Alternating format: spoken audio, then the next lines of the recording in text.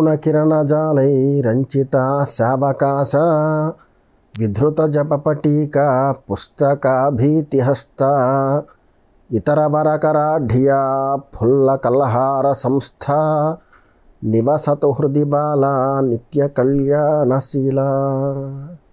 బాలాంబార్పణమస్తు. శ్రీ గురుభ్యో నమః. ETV life ఆధ్యాత్మిక ఛానల్కు స్వాగతం. వేదసారం అనే కార్యక్రమంలో వేద అంతర్గతమైనటువంటి మంత్రశాస్త్రం గురించి మనం తెలుసుకుంటూ ఉన్నాం. అందులో భాగంగా ఈ రోజున మంత్రశాస్త్రంలో మంత్రధర్మాలలో చెప్పబడిన ఆచారాలు ఇక సంప్రదాయాల యొక్క వివరాల గురించి తెలుసుకుందాం. మంత్రశాస్త్రం అనేక సంప్రదాయాల్లో చెప్పబడింది. ఒక్కొక్కరు ఉద్ధరించినటువంటి మార్గాన్ని ఒక్కో సంప్రదాయంగా ప్రతిపాదించడం జరిగింది. ఇవి సుమారుగా 64కి పైబడి ఉన్నాయి. ఇక ఏ సంప్రదాయమైనా సరే 2 ఆచారాల మీద మాత్రమే ఆధారపడి ఉంటుంది. అది ఒకటి దక్షిణాచారం, 2 వామాచారం. ఈ ఆచారాలు ఎలా పుట్టుకొచ్చాయంటే, ఒక వ్యక్తి శ్రోత్రియ ధర్మాన్ని పాటిస్తాడు, అంటే చాలా సాత్వికమైనటువంటి జీవన శైలి, ఆహార నియమాలు, దేవతారాధన ఇత్యాది. ఆ వ్యక్తి యొక్క జీవితంలో ఆచరించేటువంటి ప్రతి విషయంలో కూడా సాత్వికతే కనిపిస్తుంది. అతగాడు ఎంచుకోదగినటువంటి మార్గం దక్షిణాచారం. మరి చిన్నతనం నుంచి తామసమైనటువంటి ద్రవ్యాల యొక్క గ్రహణ చేసేటువంటి కుటుంబాలలో పుట్టి వారు సైతం దేవతారాధన అంటే సాధారణ దేవతారాధన కాదు, శాస్త్రపరమైనటువంటి ఆమనాయ ప్రోక్తాలు అభ్యసించదలిస్తే కనుక అటువంటి వారి కోసం నియమించబడింది వామాచారం. ఈ 2 ఆచారాలు కూడా పరదేవత కృపచేత ఇహంలో సర్వసమృద్ధిని కూడా పొంది మోక్షం కొరకు తప్పించడానికి మాత్రమే. ఒకటి గొప్ప, ఒకటి తక్కువ అని ఉండదు. కాకపోతే మనం గతంలో స్వభావం ఏదైతే ఉందో, ఆహార నియమాలు ఏవైతే ఉన్నాయో వాటి అనుసారంగా ఈ ఆయా ఆచారాలు ఎంచుకోవలసి ఉంటుంది. దీక్షాకాలంలో మనం ఒక గురువును ఆశ్రయించినప్పుడు ఆ గురువు మన స్వభావాన్ని బట్టి మనకి మంత్రాన్ని ఉపదేశం చేస్తూ ఉంటారు. పూర్వ విద్యాక్రమం, ఉత్తర విద్యాక్రమం ఈ రెండిట్లో కూడా ఆచార భేదం ఉండదు. అంటే అందులో దక్షిణాచారం, వామాచారం అని ఉండదు. ఒకరికి శిశువు జన్మించాడు. ఒకవేళ తల్లిదండ్రులు మాంస పదార్థాలు భక్షించేవారైనా, అంటే అటువంటి కుటుంబాలలో జన్మించిన వారైనా 6వ మాసం దాకా ఈ శిశువుకి ఏ రకమైనటువంటి మాంస పదార్థాలు ఇవ్వరు. అంటే ఈ శిశు గమనం, ఈ 6 మాసాలు ఏదైతే ఉంటుందో అది ఏ కుటుంబంలో పుట్టినా వాళ్ళ ఆహారపు అలవాట్లు ఎలా ఉన్నా కూడా సాత్వికంగానే ఆ శిశు పోషణ చేయడం జరుగుతుంది. అలాగే పూర్వ విద్యాక్రమం, ఉత్తర విద్యాక్రమం ఈ 2 కూడా శాస్త్రంలోకి ప్రవేశించినటువంటి తొలి రోజులు కాబట్టి వీటికి ఆచార భేదాలు ఉండవు. ఫలానా ఆచారంలో చేస్తున్నాను నేను మంత్రం, ఫలానా ఆచారంలో గ్రహించాను అనడానికి ఉండదు. పాదుకాంతం అయిన తర్వాత మహావిద్యాక్రమంలోకి ప్రవేశించిన తర్వాత ఈ వ్యక్తి యొక్క అభీష్టం మేరకు ఆచారాన్ని ఎంచుకోవలసి ఉంటుంది. అది గురువుగారే సూచిస్తారు. ప్రత్యేకంగా నాకు ఈ ఆచారం కావాలని శిష్యుడు అడగక్కర్లేదు. గురువుగారు శిష్యుడి యొక్క స్థితిని అనుసరించి ఏ ఆచారంలోకి ఈ శిష్యుడిని ప్రవేశింపచేస్తే ఉన్నతుడవుతాడు అనేటువంటి అంశం మీద ఆయన ఆలోచించి నిర్ణయాన్ని తీసుకుంటారు. గురువుగారు సూచించినటువంటి మార్గంలో శిష్యుడు ఆయా ఆచార ధర్మాలను, కుల ధర్మాలను అనుసరించి ముందుకు సాధన కొనసాగిస్తూ ఉంటాడు. ఇక దక్షిణాచార సంప్రదాయంలో ఉండేటువంటి వ్యక్తి ఒక గురువు అయ్యాడు. ఒక గురువుగారు దక్షిణాచార సంప్రదాయంలో ఉన్నప్పుడు తన దగ్గర చేరినటువంటి శిష్యుడు ఒకవేళ వామాచారానికి సంబంధించినటువంటి జీవన శైలి కలిగిన వాడైతే కనుక అతగాడికి దీక్ష ఇవ్వాల్సి వచ్చినప్పుడు ఆ శిష్యుడు వామాచారం పట్ల ఆసక్తి కనబరిస్తే కనుక దక్షిణాచారంలో దీక్షను ఇవ్వడానికి అర్హులైనటువంటి గురువుగారు వామాచారంలో ఇవ్వడానికి పనికిరారు. అదే ఆ గురువు వామాచారంలో దీక్షను గ్రహించిన వ్యక్తి అయితే కనుక తనను ఆశ్రయించినటువంటి శిష్యుడు వామాచారంలో దీక్షను గ్రహించిన, దక్షిణాచారంలో దీక్షను గ్రహించిన ఇవ్వడానికి అర్హుడవుతాడు. మీకు అర్థమయ్యేలా చెప్పాలంటే, సాత్వికమైనటువంటి భోజనం చేసే వ్యక్తి ఉన్నాడు, శాకాహారి. అతగాడు శాకాహారానికి మాత్రమే పరిమితం. మాంస పదార్థం తినేటువంటి వ్యక్తి ఉన్నాడు, మాంసాహారి. అతగాడు మాంసాహారంతో పాటుగా కావాలనుకుంటే శాకాహారం కూడా తినచ్చు, దాంట్లో తప్పేమీ లేదు. వామాచారంలో విధులు ఆచరించేటువంటి వారు, దీక్షను గ్రహించినటువంటి వారు, వారు ఎంచుకున్నటువంటి ఆ మంత్రాన్ని, సాధనా క్రమాన్ని వామాచారంలో కొనసాగించవచ్చు లేదా దక్షిణాచారంలో కొనసాగించవచ్చు. తనను ఆశ్రయించినటువంటి శిష్యులకి గురువుగారు వామాచార పూర్వకమైనటువంటి దీక్షను గ్రహించి ఉన్నారు. దీక్షా ప్రదాతారహణం కలిగినటువంటి వ్యక్తి ఆయన వామాచారి కాబట్టి తన దగ్గరకు వచ్చినటువంటి శిష్యుడికి వామాచారంలోనైనా దీక్ష ప్రసాదించవచ్చు లేదా దక్షిణాచారంలోనైనా ప్రసాదించవచ్చు. అదే గురువుగారు దక్షిణాచారంలో దీక్ష పొందినటువంటి వారైతే కనుక తనని ఆశ్రయించినటువంటి శిష్యుడు ఒకవేళ వామాచారం పట్ల ఆసక్తిని చూపిస్తే ఆ శిష్యుడికి వామాచారంలో దీక్ష ఇవ్వడానికి అవకాశం ఉండదు. మీకు అర్థమైందనుకుంటున్నాను. ఈ రకంగా మనం గురువుని ఆశ్రయించిన తర్వాత గురువు మనకు ఒక మార్గాన్ని సూచిస్తారు. వారు సూచించినటువంటి మార్గంలో మనం వెళ్ళడం తప్ప, నేను చిన్నప్పటి నుంచి ఇలాంటి ద్రవ్యాలు తీసుకున్నానండి కాబట్టి నాకు ఈ మార్గాన్ని ఆపాదించండి, లేదా నాకు ఈ సూత్రాల ప్రకారం ఈ వామాచార విధులు మీరు నేర్పండి అని చెప్పేసి శిష్యుడు గురువు గారిని అడగడానికి లేదు. ఈ ఆచారాలు రెండూ కూడా రెండు మార్గాలు లాంటివి. ఒక వ్యక్తిని జ్ఞానిగా చేసేటువంటి మార్గం ఒకటైతే, ఒక వ్యక్తిని చాలా శక్తిశాలిగా, శారీరకంగా శక్తిశాలిగా తయారు చేసేటువంటి మార్గం ఇంకొకటి. శ్రీక్రమంలో చెప్పుకునేటువంటి విధులు ఏవైతే ఉన్నాయో, ప్రథమ, ద్వితీయ, తృతీయ, ఈ 3 విధుల్లో కూడా రోజు మనం పాలను గ్రహించిన దాంతో సమానం. రోజు మనం పాలు తాగడం చేత, పాలు తాగాం గ్లాసుతో, వెంటనే మనకి శక్తి సామర్థ్యాలు ఏమి వచ్చాయో, మన శరీరాకృతి ఏం మారిపోదు, అది లోపలికి వెళ్ళి దాని పని చేసుకుంటుంది. ఇలా మనం గ్రహించిన తర్వాత ఫలితాన్ని వెంటనే మనం పొందలేకపోతున్నాం కాబట్టి రోజు పాలు తాగడం వృధా అనుకోకూడదు. ఎందుకంటే ధాతువుని బలోపేతం చేస్తుంది, క్రమక్రమంగా శరీరానికి పటుత్వాన్ని ఇస్తుంది. కొన్ని ద్రవ్యాలు ఉంటాయి, వాటిని గ్రహించిన వెంటనే శరీరాన్ని మరిచిపోతాడు మనిషి. అలాగని చెప్పేసి ఇది గ్రహించిన వెంటనే శరీరం మీద ఎంత ప్రభావం చూపిస్తోందంటే ఇది చాలా గొప్పదన్నమాట అనుకోకూడదు. 2 ఆచారాలు కూడా అంతే. దక్షిణాచారం పాలు లాంటిది, వామాచారం ఒక వ్యక్తికి తన స్థితిని మరిచిపోయేలా చేసేటువంటి ద్రవ్యం లాంటిది. ఈ రెండిటిలో కూడా దక్షిణాచారానికి ఎక్కువ ప్రాధాన్యత ఇస్తారు. ఎప్పుడూ కూడా మంచి మాటలే మాట్లాడుతూ ఉంటే మన మీద యుద్ధం చేయడానికి ఒకడు వచ్చాడు, యుద్ధానికి అన్నీ సిద్ధం చేసేసుకున్నాడు.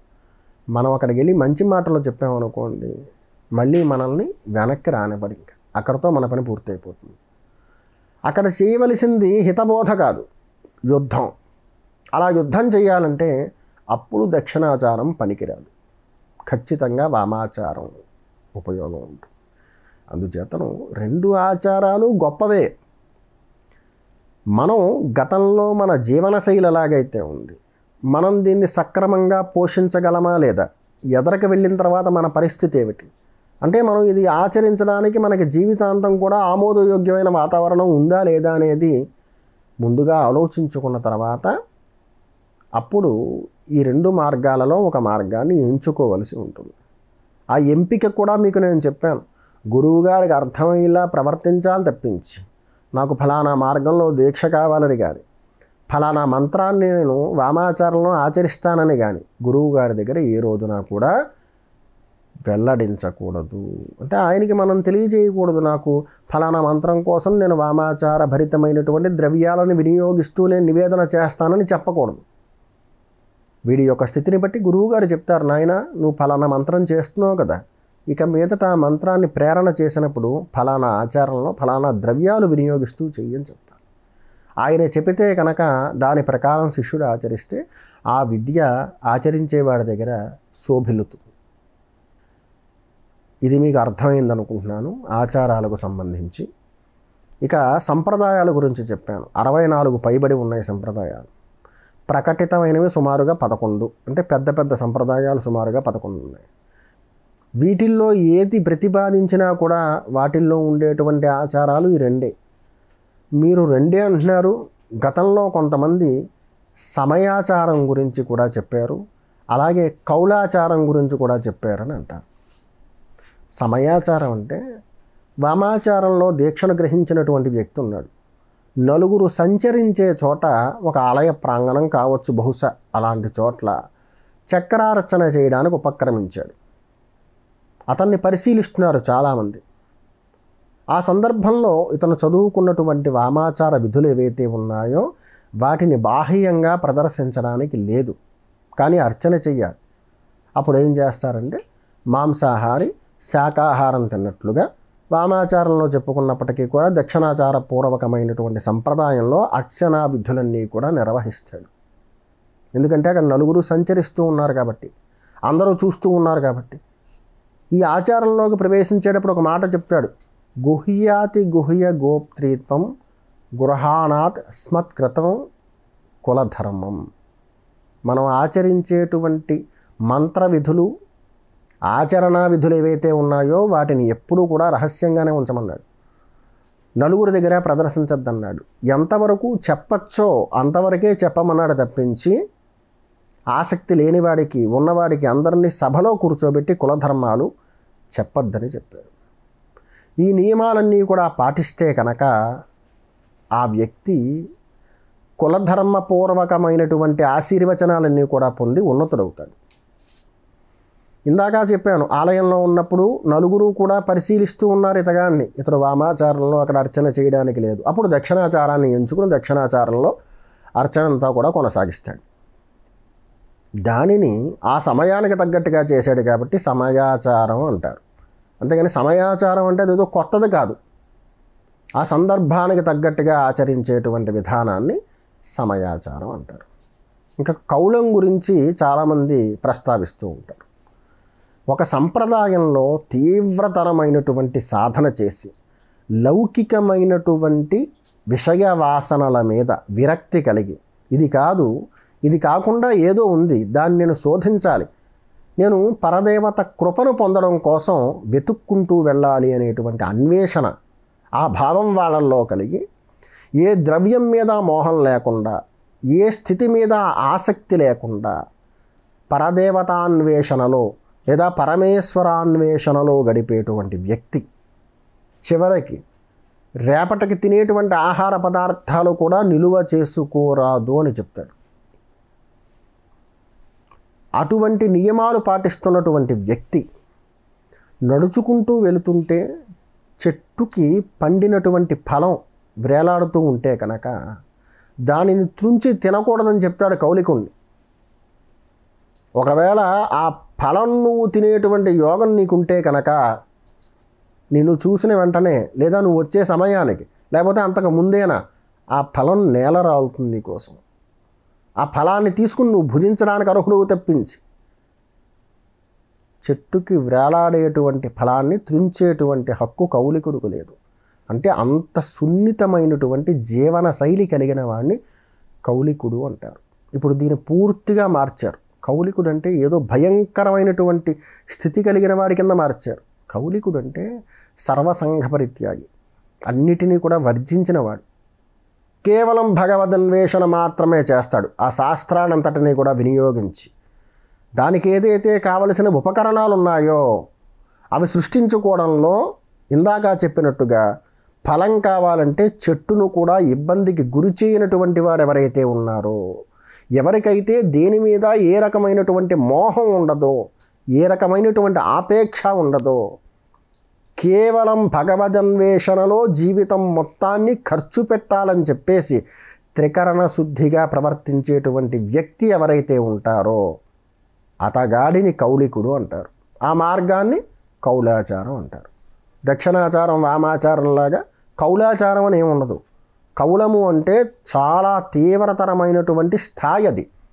అది ఎప్పుడు ప్రాప్తిస్తుంది అంటే ఈ ప్రకరణంలోకి ప్రవేశించిన తర్వాత దక్షిణాచారమో వామాచారమో ఏదో ఒక ఆచారాన్ని ఎంచుకుని తీవ్రతరమైనటువంటి సాధన చేస్తూ జీవితం అంటే ఇది కాదు, దీనికి భిన్నంగా ఏదో ఉంది, దానిని నేను అన్వేషించాలనేటువంటి ఆలోచనతో ఎవరైతే సర్వ సంఘాన్ని సర్వ వ్యవస్థలని తన వ్యక్తిగతమైనటువంటి జీవితాన్ని సైతం వర్జించి భగవదన్వేషణ చేస్తారో వారిని మాత్రమే కౌలికులు అంటారు. వాళ్ళ ఆచారాన్ని కౌలాచారము అంటారు. కాబట్టి ఆచారాలు రెండు, దక్షిణాచారము వామాచారం. అది వారి యొక్క స్థితిగతులను బట్టి, వారి ప్రవర్తనను బట్టి, వాళ్ళు ఎంచుకుని సాధన చేస్తున్నటువంటి మంత్రాల యొక్క స్థితిని బట్టి, ప్రవర్తన అన్నమాట ముఖ్యంగా, వీటిని బట్టి ఆపాదిస్తారు ఎవరు ఏ మార్గంలో పూర్ణ దీక్షను గ్రహించాలి అనేది. అర్థమైందనుకుంటున్నాను మీకు ఈ వివరం అంతా. దీని తర్వాత ఇంకొక విషయం గురించి చెప్తాను. చాలామంది గ్రహణ కాలంలో మంత్రాన్ని జపం చేస్తే కనుక అది సిద్ధైపోతుంది అంటే పురశ్చరణ సమానం అని చెప్తారు. గ్రహణ సమయంలో కావచ్చు లేదా గ్రహణాపూర్వం ఏదైనా ఒక మంత్రాన్ని గ్రహిస్తే కనుక గ్రహణ సమయంలో ఆ మంత్రాన్ని చక్కగా ప్రేరణ చేసి అక్కడతో పురశ్చరణ అయిపోయింది నాది అంటే ఈ మంత్రాన్ని ఒబ్బిడి చేసేసాను అనుకుంటారు. అలాంటి స్థితి శాస్త్రంలో ఎక్కడా కూడా చెప్పబడి లేదు. అటువంటి విషయం గురించి అంటే ఒక మంత్రాన్ని గ్రహించిన తర్వాత కేవలం గ్రహణ కాలంలో జపం చేయడం చేత మంత్ర సిద్ధవుతుందని కానీ పురశ్చరణ పూర్తవుతుందని కానీ శాస్త్రాలలో ఎక్కడా కూడా చెప్పబడి లేదు. అది కేవలం లౌకికమైనటువంటి మాటలు. గ్రహణ కాలంలో జపం చేస్తే మంచిది అని చెప్పడానికి బదులుగా అలా చెప్తే పెద్దగా ఆసక్తి కనబరచరేమో. పురశ్చరణ అయిపోతుందంటే ప్రతి ఒక్కడు కూడా జపం చేస్తాడు కదా అని ఉద్దేశం కావచ్చు బహుశా. గ్రహణ కాలంలో చేసేటువంటి జపం పురశ్చరణ సమానం కాదు. అది కేవలం ఉన్నతమైనటువంటి సాధారణ ఫలితానికి దశాధిక 10 రెట్లు అధికమైనటువంటి ఉన్నతమైనటువంటి ఫలితాన్ని ఇస్తుంది తప్పించి పురశ్చరణ సమానం కాదు. గ్రహణ కాలంలో హవనాలు చేయొచ్చా? శాస్త్రంలో ఎక్కడా కూడా గ్రహణ సమయంలో హవనం చేయమని లేదు. జపానికి సంపూర్ణమైనటువంటి ప్రాధాన్యత ఇచ్చాడు. ఆ జపంలో అనేకమైనటువంటి విధులు ఉన్నాయి. నదీ తీరంలోకి వెళ్ళి గ్రహణాపూర్వం స్నానం చేసి ఇక తడిసిన వస్త్రాలు ఏవైతే ఉన్నాయో వాటితోటే పైకొచ్చి కూర్చొని జపం చేసే విధానం చెప్పబడి ఉంది. నీళ్ళల్లోనే నాభిదాకా నించుని అంటే నాభిదాకా ములిగేదాకా నించుని జపం చేసేటువంటి విధానం చెప్పబడి ఉంది. గ్రహణం ప్రారంభంలాగాయతూ పూర్తయ్యేదాకా హోమం చేయడం చేత విశేషమైన ఫలితం వస్తుంది అని శాస్త్రంలో ఎక్కడా కూడా చెప్పబడి లేదు. అది కూడా కేవలం లౌకికమైనది, లౌకికంగా వృద్ధి చేసినటువంటి ఆచారమే తప్పించి శాస్త్రములో ప్రతిపాదించబడింది కాదు. వామాచారము దక్షిణాచారం ఏ ఆచారాన్ని ఎంచుకున్నా కూడా అందులో ఉపయోగించేటువంటి ఏ వనరు అయినా సరే తొలుత వ్యక్తిగతంగా సిద్ధపరచుకోమని చెప్తాడు. ఉచ్చిష్టము అంటే మనం ఎంచుకున్న పదార్థం ఏదైతే ఉందో దానిని మనం నివేదన చేయాలనుకుంటాం కదా, అంతకు పూర్వం ఎవరో కూడా ఆ పదార్థాన్ని లేదా దానికి సంబంధించిన శేషాన్ని వినియోగించి ఉండకూడదు. ఇక మనం ఒక ద్రవ్యాన్ని నివేదన చేయాలన్నా, ఒక మార్గంలో మనం వెళుతున్నాం, ఒక చోట కూర్చొని జపం చేసుకోవాలనుకున్నాం, స్థలాన్ని శుద్ధిపరచుకోవాలన్నా, దేవతాహ్వానం చెయ్యాలి, మనం గట్టు మీద కూర్చున్నాం ఒక కొండ మీద, అక్కడ కూడా స్థల శుద్ధి చేయాలి.